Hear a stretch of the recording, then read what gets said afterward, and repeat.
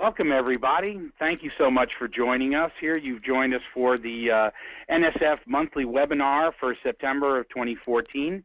I'm your host and moderator today. This is Ron Seaver, the president of the National Sports Forum. And our topic today is certainly a very topical one for all of us that are in the sports industry, and that's tips to skyrocket your organization's ticket sales and turn buyers into members. Which we'll explore more of, obviously, as we go through. We've got a great panel today. And this is a topic, obviously, that for all of us needs not a whole lot of introduction. We all realize that tickets very much is the lifeblood of our industry. We spend a lot of time, a fair amount of time, looking at everything from broadcast technology, social media, so on and so forth.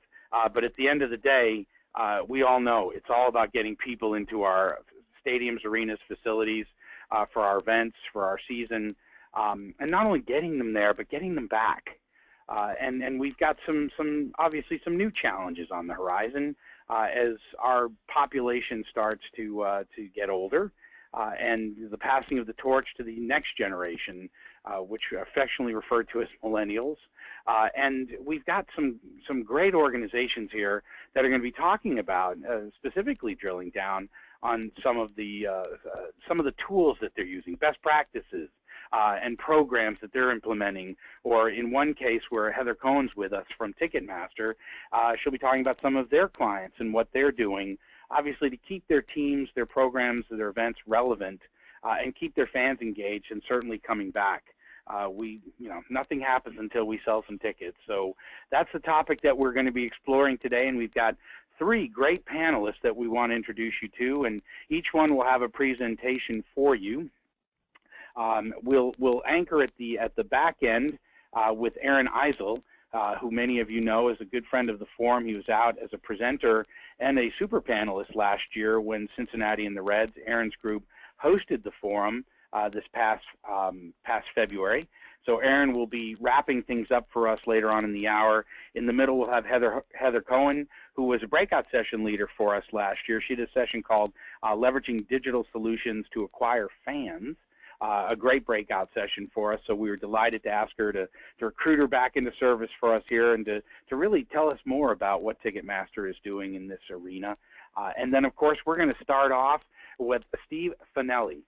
Steve Fanelli is the Executive Director of Ticket Sales and Operations for the Oakland Athletics, a longtime veteran, 18 years with the Athletics, and he is responsible for all aspects. Let me run them down for you, but where it comes to ticket sales and service for the A's, this falls under Steve's bailiwick, but responsible for all ticket sales efforts, ticket operations, services, fan retention, responsible for premium seating, ticket technology and CRM, certainly very topical for today, database management, and game day ticket operations for the Athletics. And in addition to the main team, he also oversees all the sales, marketing, and operational efforts for the A's spring training facility at Hohokam Stadium in Arizona. So certainly something that he is known far and wide throughout. He works with Major League Baseball. He's worked on the MLB opening series in 2008, 2012 in Japan. The MLB All-Star Game, and certainly the postseason ticket operator. Certainly knows everything covering from dynamic ticket pricing, mobile ticketing, and stored value technology. So we are delighted and pleased to welcome Steve. This is his first NSF event, so we're delighted to break in here, rookie. But with that said, please help me welcome Steve Fanelli. Steve. Ron, thanks for the intro. Sounds like I do a lot of stuff here. I'm a busy guy, so I'll keep it short. Get back to work. No, I appreciate being here. I appreciate being part of it. It's something I'm looking forward to, and it should be a good panel. So let me just start off by saying over the last 5 years, our group here, we've been focused on growth in the ticket sales area specifically. So a lot of my focus early in my career was based on operations and service, customer retention. But then about almost 6 years ago now, I moved into the ticket sales side of our business to try to get us onto the same page that we were operationally, and we really tried to look at things and get us to a point where we were in a good position to succeed ticket sales wise, and have done so over the last 5-6 years, despite some of the situations that we deal with here in Oakland. I guess it's a little ironic. I'm looking at this screen here with my mug on it, and it's tips to skyrocket your organization's ticket sales. And the word skyrocketing and Oakland A's tickets hasn't gone together in our team history. I guess we've averaged about 1.5 million fans here at the Oakland Coliseum since 1968. And I guess the key part there is we've been in the Oakland Coliseum since 1968. We're in the last multi-purpose facility.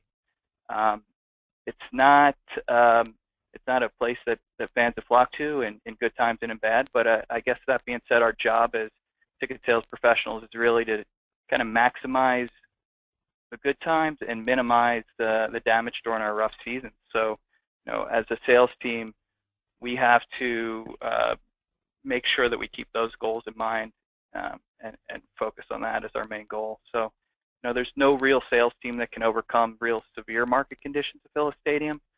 But for us, it's about taking a data-driven approach and selling smart, and we can certainly provide a good foundation to build on.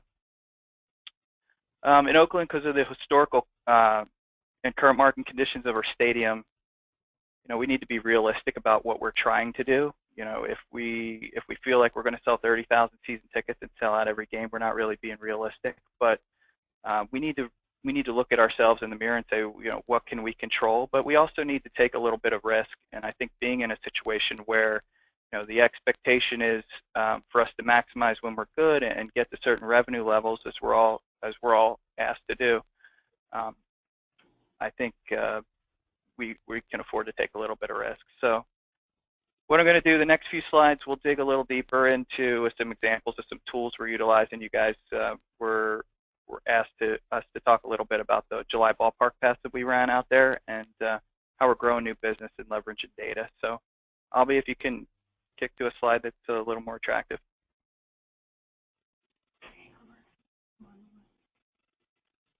One second.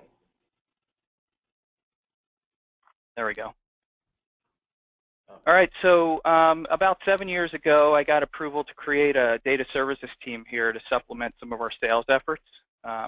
We realized, I guess as most teams have since then, that collecting data from multiple sources, we needed an approach to analyze and prioritize that information.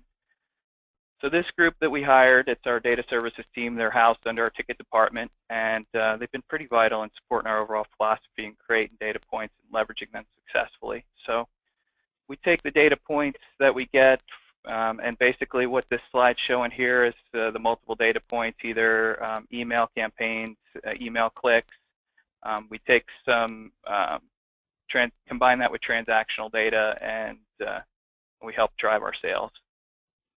So our data-driven approach to assisting sales and retention really focuses on a combination of a couple things: derived data and a combination of core facts and transactional data, and our patron data to create a structure that drives our day-to-day sales. So taking a look at the points on this slide, you can see some of the examples of our data sources and how we're using them to drive each group. So there's driving renewals and driving new sales. It's about really engagement of the season ticket holder, tracking gifts, ticket usage rate, so their tenure, and putting that together with some of their demographic information to create an overall profile of each of our season ticket holders. Albie, you want to kick to the next slide?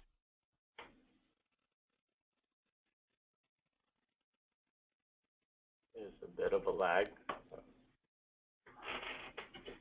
Hang on one second, Steve. There's a bit of a lag. Let me fix this. Okay. And I'm showing we went back to the first one. Well, it was just so good looking, Steve. That, I don't want to see that one again, actually. While they're doing that, if anybody has any questions, as Steve is going along here, you'll see there's a box in the bottom right-hand corner of your page. By all means, feel free to type your questions in there, and when Steve has a chance at the end, we'll get a chance to tackle them, or even at the end of the call if there's time, we'll throw it out just enlarged to the group. So that said, Mr. Albie, what do we got here? It seems like it's not. Let me try one more thing.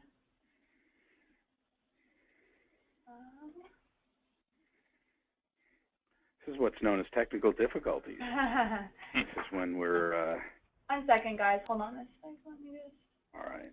Because I know I'd seen something obviously in the trades that I'm glad you're going to talk about that, and that's the July Ballpark Pass that the Oakland A's have done, and found that very fascinating. I know a couple of the sports that I saw out there, was reading about it, that are experimenting in something like this. I mean, obviously, as you're looking at the millennial generation, what do you guys, while we're messing around here, let me just ask you a question, Steve. What are you guys looking at? What's in your, in your binoculars, if you would, as you see different programs going on out there right now that you're keeping an eye on? Sure. I mean, for us, it's the channel, the mobile channel. I think it's something that obviously it's been growing aggressively over the last few years, and the adoption rate has been phenomenal, especially in that millennial type group, if we're to call it that. So we're looking at ways to serve that group, and I'll touch on it a little deeper here as we keep going in the presentation. But we're looking at ways to kind of serve that group to get them engaged with our product. That's not a traditional stop by the ticket window, pick up your ticket, and go to the game, but more along that come as you please, and really finding out that group's interested in different game day experience than our regular current buyer. And as these folks look to engage with the product and they grow and evolve as customers, it's great for us to be able to have a product out there that suits their needs and their goals. I was going to say, the A's they're legendary. You guys were one of the very first clubs to adopt an almost entirely mobile treatment, being able to do the entire customer experience through the mobile app and through their phones. I know you guys really saw this one coming, and you've really cut your way to the forefront on that. Sure, yeah. I mean, it started for us back in 2006, so, we were the first team to accept the mobile barcode for access to a sporting event.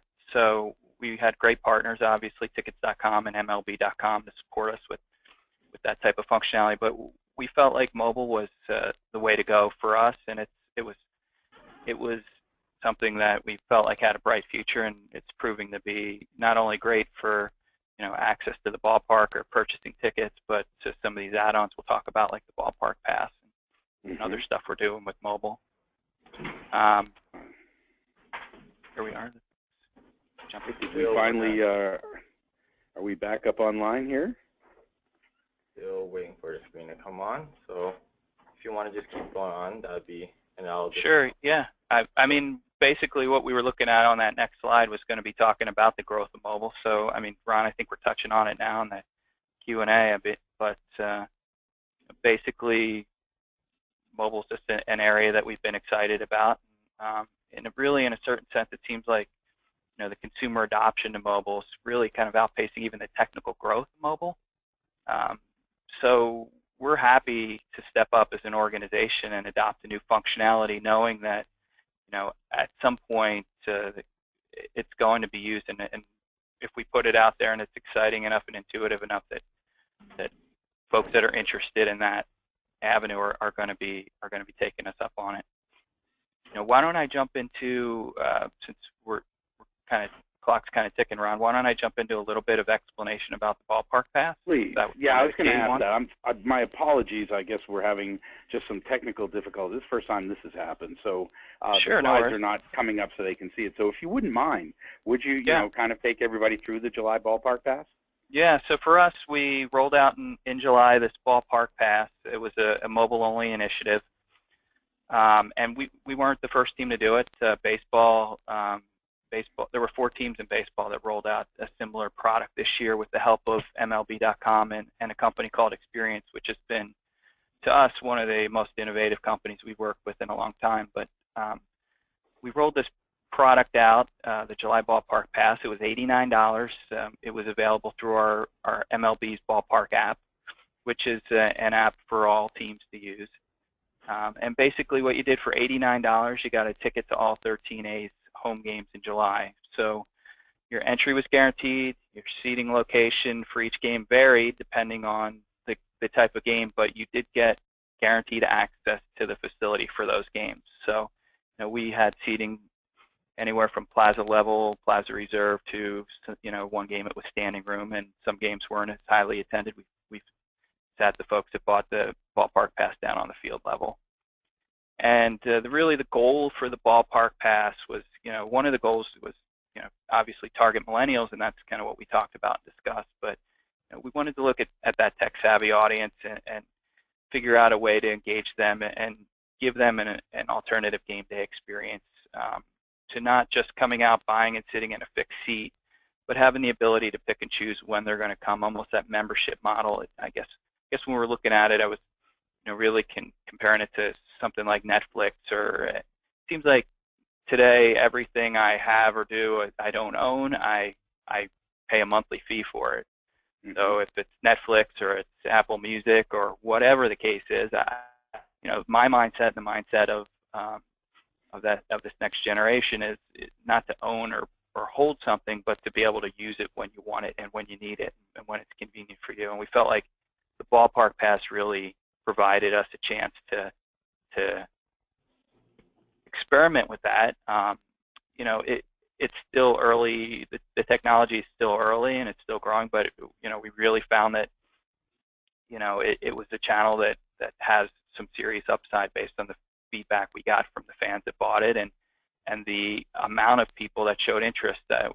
We sent out an initial email blast to our database about it, and we tracked the clicks. We had over 10,000 people click in the first day we sent out an announcement or an email. So it showed that the interest was there, and what we found out was it was a product that we probably will roll out in the future. So just some program results quickly. It's we scanned in, people scanned in average of about 7 times, so 7 out of the 13 times for $89. It came out to like roughly about $12 a ticket that we netted for the games that they're coming into, which I was very happy to do. In fact, the price point for us was a little higher than the price point for some of the other teams, and we were a little nervous about pushing the envelope, but again, in our position, we felt like we can take that and push it forward.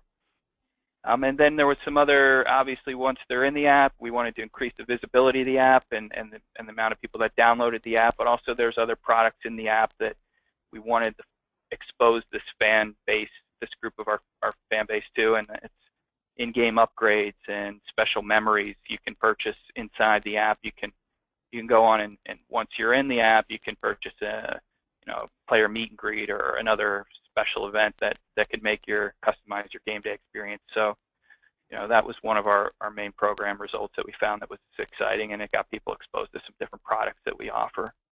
And then finally, we had one quick question that came in. How are you guys marketing the ballpark pass other than just the email blast? We marketed it through the email blast. We also had it available in the app, so fans that use the app can get in there and see it. We did some marketing on TV and radio during our broadcast, but it was we started it in June. We went on sale mid-June, and we were on sale for July. So it was kind of a quick turnaround for us, and it was we used this as more of an experimental year to take the temperature of our fan base, and probably it'll be something we push forward with. I was going to ask, when you say pushing forward, Steve, could you see doing something that every month? Would you do it? What kind of variations could you see doing with something like this? Yeah, I mean, you can sign up for an annual one. You can sign up for a monthly one. I mean, I think Experience is developing a product where you can sign up for it daily, where you just purchase the access to the ballpark, and then you can get in and upgrade to where you need to be. So there's a lot of directions that you can go with a product like this. It's just a matter of engaging that audience for us. Outside of that specific ballpark pass, there was another product that kind of derived from that, and it was called the Genie product. And basically for us, it's you can target and send customized offers to very specific fans. So in our case, it's for renewals. We sent some of our renewals as they scanned into the stadium a note to come visit us at a certain location with an offer to accept via the ballpark app that would give them either an autographed baseball or a field visit or whatever. So we were collecting information as folks were coming in and then offering them something to come visit us for a renewal, and we were targeting very specific fans with that message that we knew that the data showed that we can convince to pay for next year. So there's other things you can do with mobile, and that's just one of them, that Genie product, as well as the Ballpark Pass. We've had a good relationship with Experience and MLB.com, and overall, I think we've put some creative things out there for our fan base to experience, and it's helping us long term for renewals and really leveraging that data to grow our fan base and keep people coming back. So Steve, if I could ask, the Genie product, is that also from Experience, or is that provided by a different company? No, it's also from Experience. Experience, we work with them on a number of different products. The Genie product, the A's Memories program, where you can purchase in the app once you come to the game an in-game experience or a memory, and you know, we work with them on a number of these different ideas, and it's really about us giving our fans an option to create or customize their game day experience and do something a little different than just buying a hard ticket and sitting in the seat and watching the game. So it's opening up, you know, a chance to make fans a little happier and give them something a little more to look forward to for the game day experience, but it's given us a lot of touch points and data to collect to create these customer profiles so we can cater to these fans long term. Yeah, I was going to ask you about that. I mean, the information that you're getting back off of people implementing the program, be it the Ballpark Pass or even the Genie products, you know, are you extrapolating that information and then internalizing it and then creating new marketing strategies to go back after these folks? Sure. Yeah. You know, one of the key reasons we do it, obviously, we care immensely about the overall fan experience, but one of the key reasons we're doing this is to try to create our fan profiles and add these touch points of fixed data and transactional data. Now we have some derived data to kind of add and create a more holistic picture of who these customers are. So, you know, we're building that relationship longer term, and we're creating a fan profile for each of these folks that we can then target them with. Oh, it looks like the slides back up, because this is a quick peek at the Genie product here, where it'll show you. You get basically it shows you get an email that you can claim your merchandise through your mobile phone, and as you come in, you'll get a chance to accept that upgrade and then stop by our renewal resource center and pick it up if you wanted to get it. But yeah, it's been a good product for us, and it's a good way to gather data and increase our fan profile, and then hopefully retain these folks for the long term.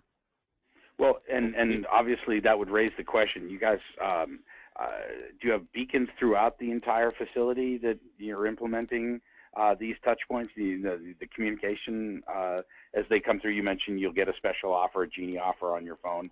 Are you utilizing beacons for this? We're not necessarily utilizing beacons for that, since we're targeting the specific folks. We're able to push them through a different type of technology, but we do use beacons for auto check-in with the Ballpark app. So, you know, that's another great thing for us. You know, you download the Ballpark app, you're registered, and you're auto checked in as you come through.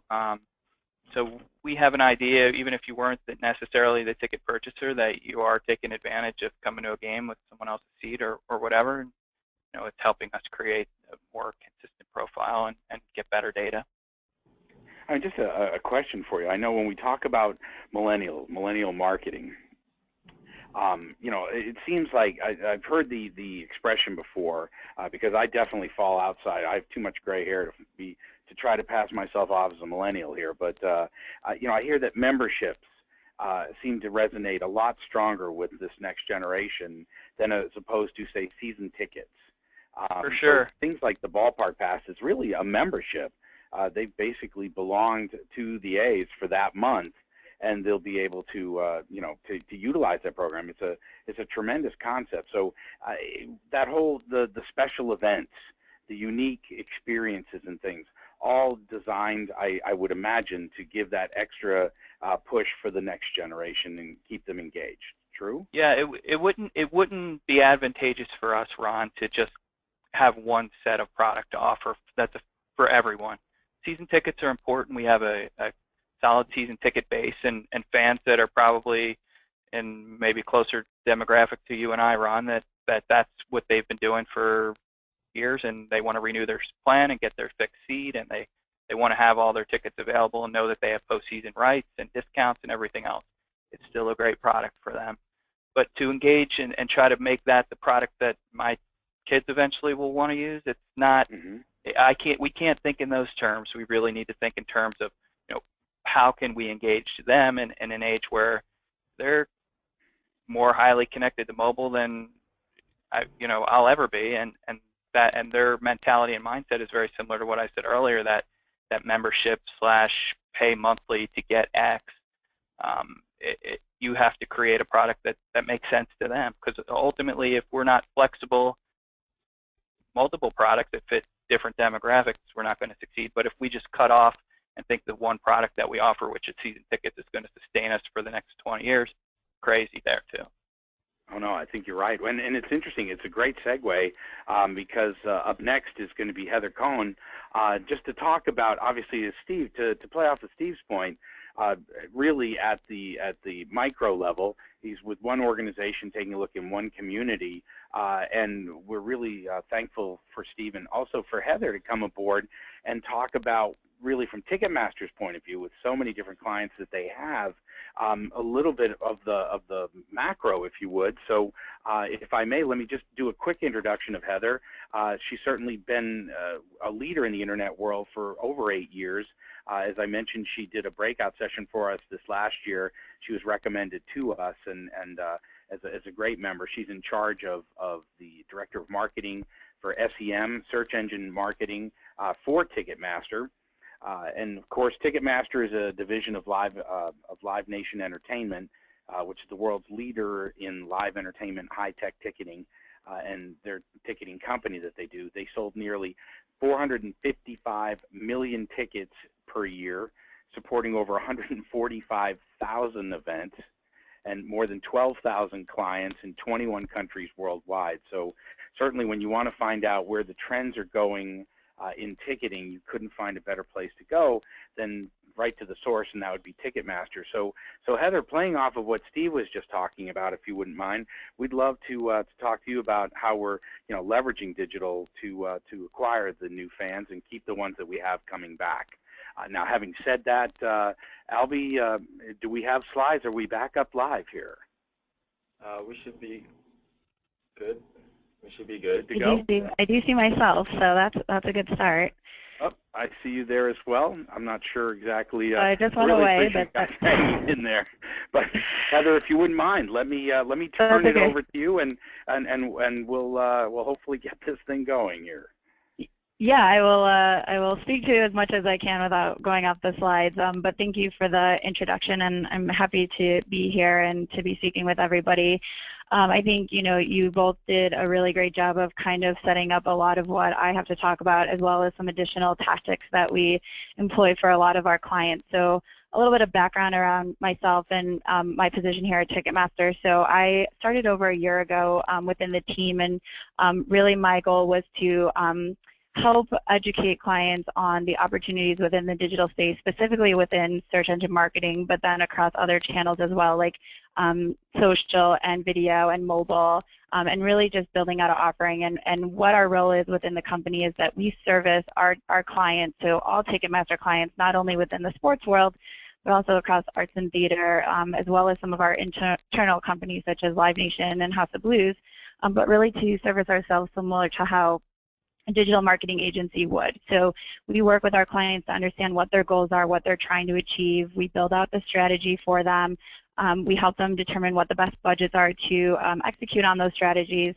My team then does all the execution for that, and then we report back to our clients on all the data, again, similar to how any other agency would work. And so what I wanted to do today was talk a little bit about some of the different strategies and tactics that we're putting together for some of our clients to really help them capture their fans across every single stage across that purchase funnel, and then just making sure, we're generating their awareness, we're getting them to engage with us, we're getting them to then ultimately buy tickets, and then once we have them within our database, how can we continue to re-engage with them and keep them as fans and keep them as customers throughout their life cycle. So I do see my slides. If you want to go to the next slide, if you can. I moved it forward, so it might be a little bit of a delay. Okay. So Sure, that's fine. So really the first slide anyways was just kind of over giving an overview of some of the current clients that we work with. But again, as I mentioned, we work with over 70 Ticketmaster clients right now, and that number is continuing to grow. So part of what I do is I go out and I educate our clients and I talk to them about how we can potentially help them if they're not already doing any sort of digital marketing on their own. And then again, what I have in terms of what I was going to present is just talking about how do we capture our fans. We know that they're out there. We know that they're engaging with our brands, and how can we find them? How can we capture them? And then how can we ultimately get them to buy tickets? And so what I want to start with is talking about how, you know, at the top of the funnel, do we acquire those fans? We know that they're out there. We know that they're engaging. And so how can we reach them? How can we speak to them in the way that they want to be spoken to? And then, you know, we know that once we do kind of get their attention, that ultimately they might go and search. And then again, after they buy that ticket, how do we re-engage with them and ultimately get them as a lifetime customer? So if you want to go to the next slide, it looks like it might be working now, which is exciting. Slowly but surely. Slowly but surely. One more. Again, acquiring those fans. So some of the channels that we know that work best in terms of getting capturing that wider net of fans that we know are out there is through social media. So we know that YouTube is considered the second largest search engine to Google itself, and people are constantly uploading new video content. They're engaging with videos through YouTube, and then not only YouTube but Facebook and Twitter as well. So how can we find these customers who are out there, who are watching our videos, who are watching matchups from the night before, that top 10 plays that happened the night before, and how can we find those customers and then capture their attention and get them to know that we have tickets available, that we have things on sale? And so one of them is through YouTube. A lot of the different things that we do with YouTube, if somebody is doing a search, actively searching for things for us on YouTube, getting them to engage by driving them to our channel pages or the team's channel pages, and getting them then to engage with the videos. And then we also use things like 15-second pre-roll videos prior to a video, or banner ads, as you can see in this example, of related video content. So not necessarily your own videos that you have on your channel, but somebody who might be watching, you know, an NBA video or an MLB recap video, and then hitting their attention when they're raising their hand and almost just engaging in the idea of wanting to look at different sports content and things like that. And then as you can see here with Facebook and Twitter, again, we know that our fans are out there. I mean, Facebook has over 1.4 billion users and Twitter has over 270 million. So we know that it's a great place to reach those customers who are wanting to speak to you and wanting to engage with you, and then ultimately getting them to capture their attention and purchase a ticket. And so we can use our own database. We can actually use the customers who have not only purchased from us, but have purchased from similar teams or similar sporting events, and find those people through Facebook, through Twitter, and then try and get them to engage with us. And then we can also use other specific targeting, like different likes and interests, or different keyword targeting to capture those people who are engaging with our brands. And these are just some examples of what we've done on the Twitter side, just in terms of how we wanted to grab attention of certain games that were coming up, and how can we, you know, get the attention of our fans and then ultimately get them to purchase a ticket. And then on the you want to go to the next one? Yeah, it's going there. Sure. So once we capture their attention and we build that awareness, we know that those people are then ultimately going and doing a search. And so we want to really just funnel them again through that purchase funnel, get them to first capture that awareness and then get them to engage with us. So if they are going to do a search, you know, we want to make sure that we are everywhere that they might be looking for us.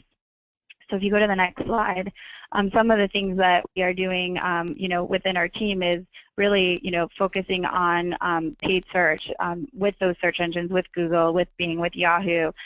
We know that people are out there raising their hands saying that they want tickets to our events. So how can we make sure that they know that they can come to us, that we're the official source, that they, can feel comfortable buying tickets from us. You can see from these examples that there are a lot of, whether they be authorized or unauthorized, there's a lot of competition, a lot of resellers that are out there who want to take that customer away from us. And so it's so important that we are there, that when we do capture their attention and we do bring them to do a search, that they can then find those tickets from us, that we're the official source, and that they feel comfortable purchasing that ticket. So, we ensure that we are constantly, we have, solid keyword coverage across all the keywords for our teams, and then we're constantly testing messaging and thinking about how can we resonate with our customers in the right way and speak to them in the right way to make them feel comfortable buying from us. And then on the next slide, some of the other things that we're doing, so not only from a search perspective, but there's a lot of different ways that we can target as well. And so I believe that the next slide is talking about the demographics. And so some of the cool things that we can do there is now we have the opportunity to really narrow down who's seeing our ads, and how can we utilize some of the customer data that we have internally or just that we know about our customers, and how can we target them in the right way and speak to them in the right language. And so some of the cool new things that we're doing is looking at demographic targeting.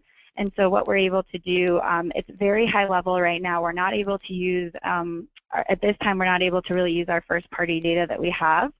This is an example actually of some of the ad copy messaging that we've done in the past for some of our clients. And so this is an MBA example. But again, just using some of that messaging like official partner and verify that we know works really well, that speaks to our customers, and we've seen really great results. So we've actually taken these results, and we now employ this across all of the teams that we run with, just because we know that that resonates best with our customers. And then the next slide, again, as I was saying before, just in terms of some of that targeting. So, we actually have the way to choose whether or not we want to hit specific age groups. So it's all based off of sign-in data through Google, because they are very, very protective of their data. But if you are signed in and you are doing searches, we do know a little bit about you. So we do know that there's some things like, your age and where you live and how much you make. And so we're able to do some customized messaging and things like that just to target specific age groups. So if we know that people are between the ages of 18 to 34, we might want to hit them with a different message. Or if we know that our audience skews a little bit older, we can do that as well. And then mobile, as you're seeing now, this again is something that is huge for us, and we've talked a lot about mobile already, but really from a search perspective, we know that people are out there and they're looking on their phones and they are actively searching, and we see that about 50 to 60% of people are searching on their phones, but only about 20% are actually purchasing tickets from their phones. That we're not quite there yet in terms of the purchase process, and so we want to look for new ways of how we can engage with our customers on our mobile devices so that they do kind of start to feel more comfortable purchasing from us. And so we can tweak our messaging to, kind of help them feel more comfortable, like buy from your mobile device today and things like that. And then we also have the ability to promote apps. So if your team has a specific app that you want to help increase downloads of, or even the Ballpark Pass or things like that, mobile and the mobile app to download through the search ad, those are really good opportunities. And then as you're seeing here in terms of the remarketing, again, once we have those customers and we've gotten their attention and they've kind of already engaged with us, we then have the ability to keep those customers and continue to message to them and remarket to them. And so some of the ways we're doing that from a search perspective is through remarketing list ads through search. And so how this works is somebody does a search on Google, they click on our ad, they go to the website, and then they may or may not purchase, and we have the ability to separate out those audiences. But say they don't make a purchase, but then they go back and they do another search, we have the ability to know who that person is, and we can actually tailor our ad messaging to be more specific to that person because they're more qualified. We know that they've already shown interest, and so we use messaging like, your tickets are waiting, come back and purchase, you know, come back and buy your A's tickets, things like that. So we can actually speak to those customers in a different way because we know that they've already shown interest and they've been to our site. We can constantly re-engage with them. We can also do cool things and, you know, really think about it in a broader sense. So we might not want to bid on keywords like baseball tickets or basketball tickets because it's very broad and very competitive. But if we're only showing that ad to people who have already been to our site and have already shown interest, we might be more willing to pay for that click because we know that that person is a more qualified customer and is more likely to then purchase. And so we can do some really cool testing from that perspective as well. And if you go to the next slide, I have a case study that we did. We did some testing on remarketing with one of our clients with House of Blues, and we saw really great results. And we actually partnered with Google on this case study, but the results were so great that we now roll this out to any client that does work with us, and that we know that it's really important to not only capture those fans, but then continue to re-engage with them. And so this is just part of the recommendation that we always include. And I don't know if you can move on, but really I think that's kind of the breadth of it. I think then it really just kind of brings it all home in terms of really just, again, making sure that you're reaching your fans across every stage and that, you're capturing their attention, you're generating that awareness. We know that our fans are out there. We know that they're engaging with us through these different digital channels. And so it's really our job to speak to them in the right way, to reach them in the right places, and to help them feel more comfortable knowing that they can buy from us, being the official source, or just being, fans of the teams and just getting them to feel comfortable buying from us directly. And so, just hitting them across every single stage of the funnel is just so important. I think that's great. If I could ask a question, from Ticketmaster's point of view, from your point of view, Heather, looking, in your crystal ball, what are some of the things that you're taking a look at? Where do you see the industry heading in the next 5 years? I mean, I would almost just reiterate the fact that mobile is definitely, I think, a huge opportunity. We know that we know that people are out there and they're searching on their mobile devices, but as I mentioned before, our customers are not quite there yet in terms of purchasing. So I know within Ticketmaster we're doing a lot to enhance the overall purchase process on mobile devices through like Ticketmaster's mobile app, and just making sure that you have the website design is customized so that it can enhance your mobile device and just be more clear, and you can choose your seats and things like that. So just making the customer feel more comfortable helps us then target those customers in better ways through mobile as well. And then not only that, but I think also where we're going in terms of how we're targeting. So Google is coming a long way in terms of with the demographic targeting that I mentioned. They're getting closer to where we can target our customers that are actually purchasing from us to get more targeted with who we're reaching. So right now we can't really use our own CRM data. We can't really use our own customer data to hit people who are searching because there really is that fine line in terms of privacy and the policies that they have. But I think that we're getting closer to figuring out how can we leverage our audience data to then help inform search strategy and other strategies. And we can do that right now really easily with Facebook, with Twitter, and even with some display that we're doing. But search isn't quite there yet, and I think we're moving in that direction. I think we're getting closer to finding ways that we can take what we're learning from that and then apply it to search strategies. No, we're looking forward to it, but thank you very much for joining us on that, and we appreciate you walking us. I was glad we got some of the slides up there. Yeah, thank you. This one is, we're definitely walking a tightrope this month, but I thank you so much for that. It's interesting that where the technology is going to be going over the next few years, and what we're talking, I mean, the same issues that we're talking about now we were talking about 20 years ago, and that's getting our fans involved, tapping into new markets, trying to get people to come back once we've gotten them there. And I think the what Ticketmaster's doing certainly with the new technologies and helping us to not only pull in new fans but acquire more information that folks like Steve and Aaron are going to be able to utilize.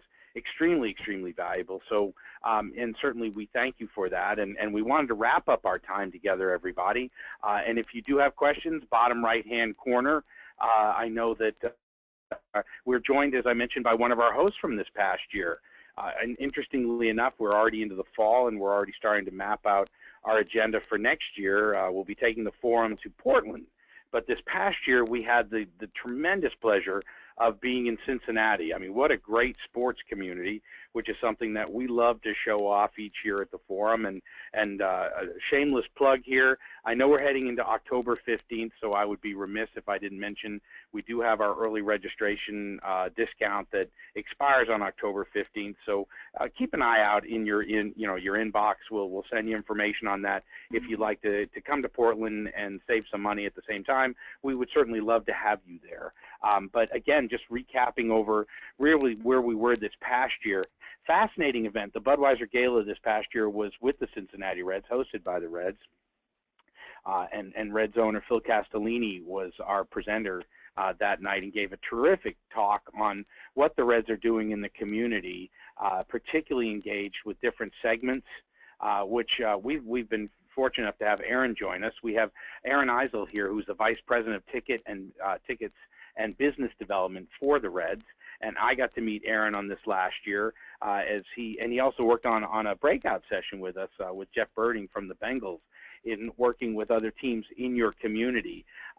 And Aaron, where Steve has been in the industry for 18 years, Aaron actually comes to the industry with 14 years at Procter & Gamble, which is headquartered there in Cincinnati, but he's 14 years of brand management at Procter & Gamble. So he brought an entirely different perspective into ticketing and into marketing to the Reds, which I know has been very interesting and certainly very refreshing. He's going on 2 years now with the Reds. As I mentioned, he's currently the Vice President of Tickets and Business Development at the Reds. So he makes him directly responsible for all things involving ticket sales, which would include season tickets, premium suites, group sales, the hospitality area sales that the Reds have at the ballpark, Great American Ballpark.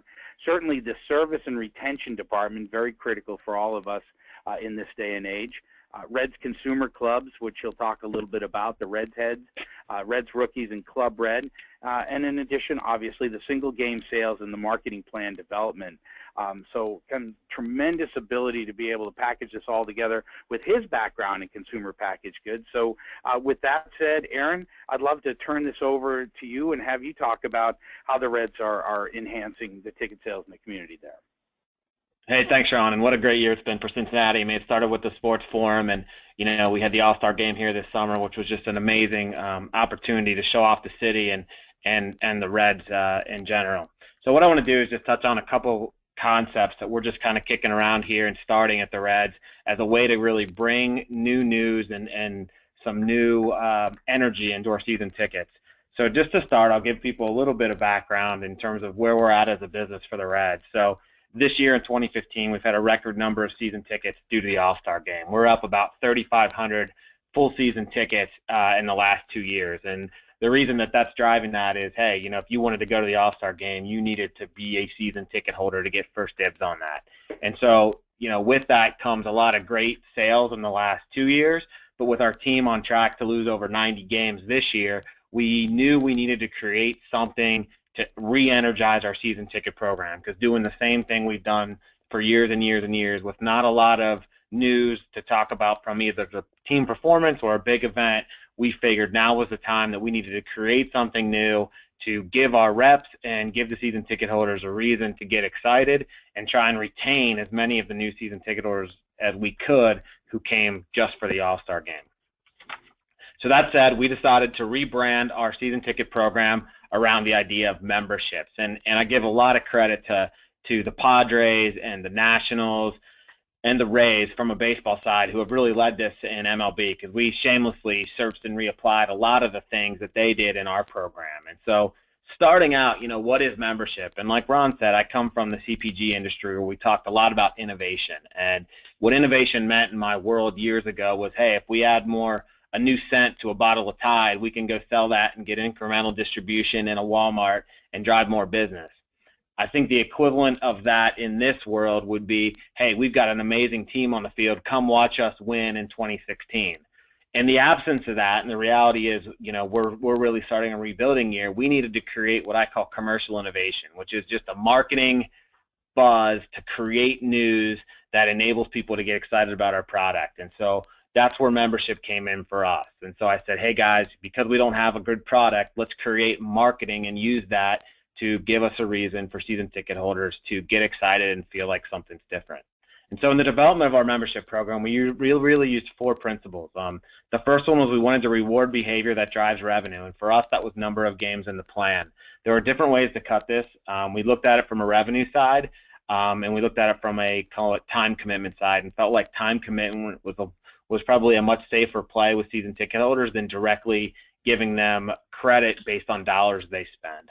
2, it had to be customizable. Because it had to have some news in it, we wanted to be able to go to season ticket holders and say, hey, we're changing this, not just to change it, because now you get to pick your benefits, where in the past it's been, hey, you did X and you got Y. And so for our business, that was a big piece. 3, we wanted to make sure they understood that they retained all their benefits from 2015, nothing was being taken away, and that we wanted to be transparent with the membership levels. And the example I keep using was, think about the Delta Sky Miles program or the airlines. I think they do a great job of laying out on their website, if you do this, you become this member, and it's very clear. You also get to pick your benefits. You get to pick when you use your flight. You get to pick if you're going to use your upgrades for that specific flight. And so that's really the model we wanted to do. The way we defined a season ticket holder was a fan who purchases 20 or more games. Now, this is an important piece for us around who do we exclude. We did a lot of work to make sure that ticket brokers were not included in this program. And so the way we defined it is anyone who sold 65% or more of their tickets, we excluded from the membership program. And anybody who had a primary address outside 150 miles and sold more than 50%, we excluded them. Now, there were a couple people who called us and said, why didn't I get that? And we made exceptions, but this was a really big piece of it. We wanted to make sure this was consumer-based, not broker-based. So I think as we learn on this, that'll be something that we do a lot of other things for brokers that fans don't get. So that was an important differentiation. You can see here kind of what our member levels look like. We've got our platinum, our gold, and our silver, and it's real simple. Our platinum is a full season, our gold is a half season, and our silver is a 20 game. And then what we did is we've created the sub-levels below it that if you are sit in a premium seating category, you get kind of an extra little bonus in terms of the number of benefits that you get to choose. And really what this was about is, again, being transparent to the fan about their ability to pick the benefits that are right for them versus us choosing for them and picking the date. So you can see the members there, and you can go to our website, reds.com/membership, and you can see all this, but at least wanted to give you a flavor. And then the next slide shows some of the benefits they get to choose from. So for example, our platinum benefits include things like taking batting practice on the field, our chalk talk with the Reds baseball management, autographed baseballs, playing catch on the field. Really tried to make the platinum experiences that people yearn to, and then kind of dial them down from there. Our gold members get to participate in an in-game promotion if they choose, get a complimentary scoreboard message, an invitation to photo day, and then our silver benefits are things like meet the rookies event at the end of the year, get to run the bases, and then at the bottom you'll see plus all the great things we've always had. And so again, it was a very transparent way to, like I always just say, that my 11-year-old could look at this and clearly understand, hey, I want to do all these things and get to pick. And so it's, this is the way that we set the program up. A couple of things we did to kind of rebrand membership to communicate it. So we launched our renewals back in mid-August, and so we did a couple of things around the ballpark, and I'll just show some examples of that, of how we're launching it, because again, this is a new program for us. So what we have is we were able to get an investment from our management team, and big kudos to Phil Castellini and Karen Forgas, who supported this program when we asked for it last year, which was to essentially create a 500 square foot space permanently in the ballpark that's for season ticket holders. And so you'll see we've rebranded it in the last 2 weeks. It's now called Season Ticket Member Central. It says welcome season ticket members. This has been a huge win for us to have a dedicated space for season ticket members to go and, ask questions. We have done, over $100,000 in new season sales here, buy group tickets, exchange, a lot of different things. It gives them a place to go and put a face with a name, which is obviously helping us build more personal relationships with our season ticket members. So you can see the branding there. The next thing we did, next slide, is we wanted to send out a renewal piece that really looked different. And so historically what we'd always done is just send the envelope. It's a white envelope with the Reds logo and says your renewal information enclosed. And this year we invested a lot into create this really cool piece. And so what it looks like is the middle slide there, or the middle picture there, is the box that it came in. And you, depending on whether you are a gold, silver, or platinum, you got a box that said that. And then inside the box was another really nice box that had a wrap on it, and you opened it and there was this booklet that introduced membership. And it was simple, yet it was very high-end looking, so that when people got it at their house, they wanted to open it. And what that's done for us is it's really given our reps a reason to be on the phone and driven interest in the program versus the envelope that you just kind of throw on the side and wait for it to open for a couple of weeks. So it's getting a huge piece. The investment in this was about $5 a piece, but we felt like it was something we had to do, especially coming off what we had. The other keys to our early success has been training with the sales team. We did a lot of training with them. We did a lot of, Q&As and run-throughs and really make sure that they felt comfortable with the program, as they were going to be not only talking it but selling it as we go into our new season ticket sales season. And then the last piece is just changing the culture, and it's about saying member versus holder, and really getting everybody to engage in that. And I catch myself still saying holders, and the guys correct me all the time, but I think it's an important piece that you really change the culture to make this thing stick. It's not a one-year change. This is, for us, is a permanent change, and so everybody has to be communicating and talking about membership all the time without alienating the fact that people like to be holders, and it's okay if you want to be a holder. We're just choosing to call it a membership. So again, an early program for us. We're really excited about it. Feedback's been great to date. We'll continue to keep the forum and Ron and his team apprised of how we do with it this year. But again, for us, it was a way to create news in an environment where we didn't have a lot of hard, I would say, success on the field that we were able to really drive to give people a reason to be season ticket holders. And then, Aaron, we had one question that came in about how the benefits are managed for the members. Is it a manual process with the service reps, or how do you guys go about that? No, they submit their benefit choices in rank order online, and then our customer service reps here make sure that everybody gets one of their top priority levels, and then we manage that as we go. So it's kind of a combination of online with our service team managing as well. I think that's a great look. If there's really and a great way to wrap up the webinar today, and I thank you. I just was curious, how large is the Reds ticket sales staff? You mentioned that changing the culture, their mindset, training the staff. How large a ticket staff do you guys have? We have 30 sellers. So between our group business, our premium, our service staff, and our new season staff, we have about 30. We did it with our inside sales staff a year and a half ago, and we've seen a really positive return on investment in terms of swapping out seasonal people for half the amount of full-time people. So for us, it's about 30 people. Interesting. All right, that's fascinating. And to that point, you mentioned earlier that keep us surprised, because we'd love to do updates with folks. I mean, for those of you who are on the line, we have an e-zine that we do every 2 weeks called Selling It.